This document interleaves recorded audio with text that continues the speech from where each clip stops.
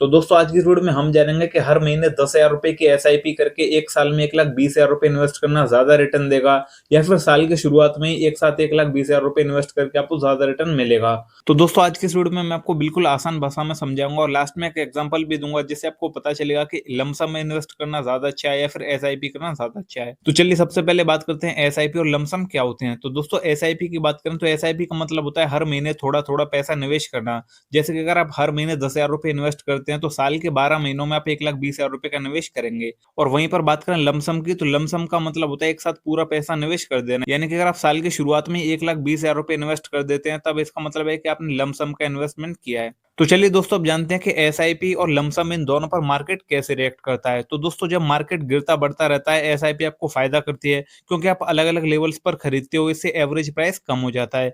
लेकिन अगर मार्केट लगातार ऊपर जाता जा रहा है, बढ़ता जा रहा है, तो लमसम आपको ज्यादा फायदा देता है, क्योंकि आप पूरा पैसा शुरुआत में ही लगा देते हो और पूरा पैसा एक साथ ही ग्रोथ पकड़ लेता है। तो चलिए दोस्तों अब 3 से 5 साल के हिसाब से एग्जांपल लेते हैं। तो मान के चलते हैं कि आपको एवरेज रिटर्न 12% पर ईयर का मिलता है, जो कि एक अच्छे इक्विटी म्यूचुअल फंड्स का एक लॉन्ग टर्म एवरेज रिटर्न माना जाता है। तो दोस्तों सबसे पहले एसआईपी के केस में देखते हैं। तो अगर आप हर महीने 10,000 रुपए की एसआईपी करते हैं, तो इसका मतलब है कि आप एक साल में 1,20,000 रुपए इन्वेस्ट कर रहे हैं और 5 साल में आपको जो टोटल इन्वेस्टमेंट होगा वो होगा 6 लाख रुपए।